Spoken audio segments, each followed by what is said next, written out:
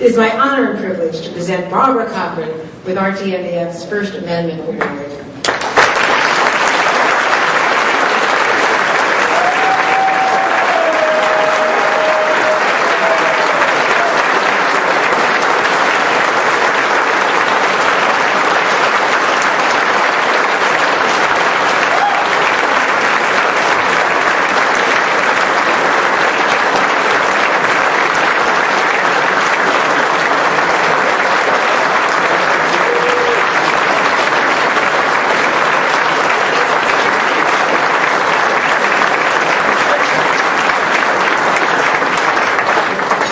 Thank you. I really appreciate that, but I know I'm the only thing standing between you and dinner, and I've seen the rolls going around the table, so I'll try to be as quick as I can.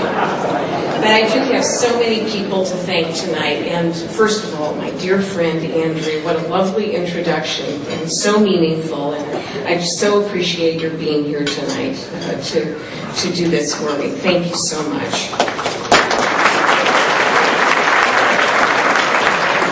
And next, I want to thank the Board of Trustees of what I've learned to call the Radio, Television, Digital News Foundation for giving me this honor. You and our past board members have all worked so hard and been so generous with your time and your resources to support the foundation's crucial work. I've always felt inspired and empowered by you, so thank you so much. And I want to say a special word of thanks to our current officers, to Ed Esposito. We actually have 3 people here from Akron, Ohio. I mean, you know, we're taking over. What can I say? Leon and I went to the same high school, so Ed Esposito, Stacy Wolfel, Lauren Tobia, and Mike Cavender, the officers of RTNDA now, and Mark Graham, who have been so terrific to work with and who have shown such great leadership for the organization. And I also want, should we applaud them? Yes, let's applaud.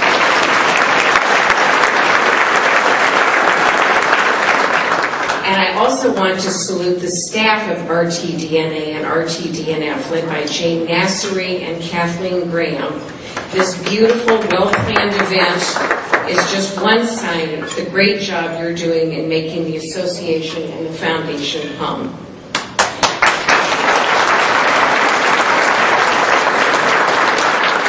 There's so many good friends here tonight. In a way, I felt like I was at my own bat mitzvah or something. Beginning with the leaders that we're honoring, the distinguished professionals who are presenting the awards, David, Marcellus, Harvey, and Brian. Thanks for your extraordinary examples of being the very best in our business. And to Walter, David, Bob, and Steve, thank you for making this a significant evening for all. And I also want to thank my friends and colleagues who took the time to share this evening with me. My mentor, Frank Mankiewicz, my good friend Jerry Rafshoon, who was there when I needed him in 1977 and 78. And I also want to single out Congressman John Dingell and his wonderful wife, Deborah, who are here with us tonight. So many other friends. Thank you.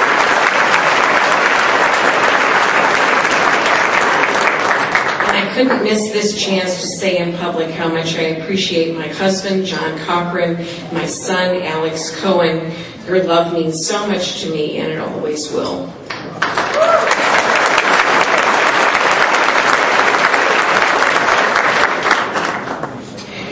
So, you ladies will understand this. I had a big event tonight. It was the day I would have liked to have spent at the hairdresser and getting my nails done and resting, and so I could be my best when I was in the spotlight. But instead, I spent the day at the Federal Communications Commission, participating in a workshop on the future of media, and the person who perpetrated that, Steve Waldman, who's the head of that study, is here with us tonight too, so I forgive you, Steve. My assignment was to give the Commission an accurate picture of what's going on at local radio and television stations around the country. Now, on the one hand, I didn't want to sugarcoat things. Times have been difficult for broadcasters, and you just heard David Weston make a very eloquent case for how difficult times are and how precarious our situation is. And it's just like most other segments of the economy. Radio and television journalists are challenged by the digital revolution just as their colleagues in the print media are. But there is good news too. A report this week said that local television news is still the #1 source of news for Americans. 78% of Americans say they turn to local television news. Many stations are using innovations in digital media to serve their communities better. No longer is the evening newscast the focus of the day's work. Journalists are tweeting and blogging, putting out news all day long and putting it out on a variety of platforms. It's not just the big TV screen that is important. Today's journalists also report online, on a digital sub-channel, and on a mobile device. Radio stations are producing video. Television stations are creating searchable databases, and the ultimate winner is the news consumer. So that's why my message to the FCC was this: no new regulation, please.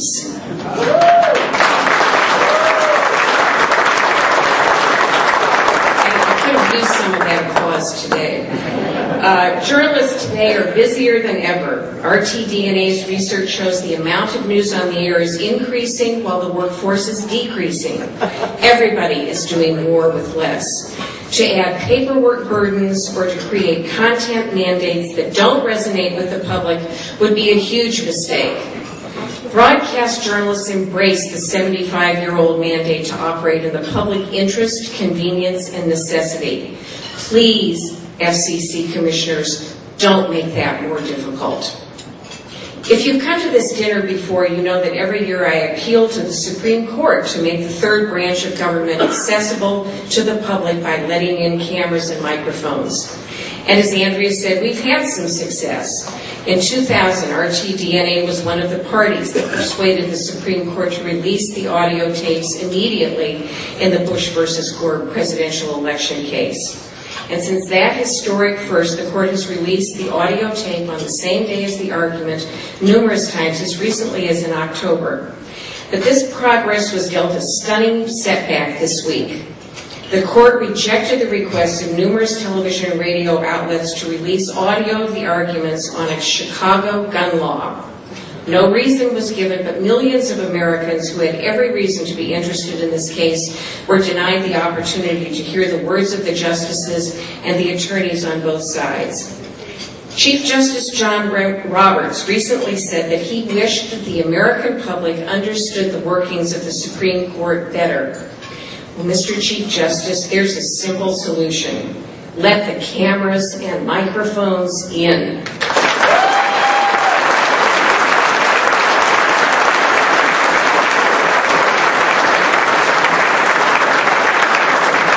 The FCC workshop and the Supreme Court case made me think of something else.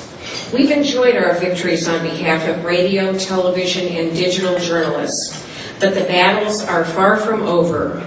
Victory is far from won. It has been my great honor to serve as RTDNA's spokesperson for the past 12 years. But the incidents this week reinforced the idea of how essential RTDNA is in fighting on behalf of journalists. Our industry needs RTDNA and RTDNF. So in the future, I may be cheering from the sidelines, but I'll certainly be cheering on the future leaders of this great association and foundation, and my fervent wish is that all of you will too. So once again, thank you very much from the bottom of my heart for this recognition. It's been a wonderful evening for me, and I thank you so much.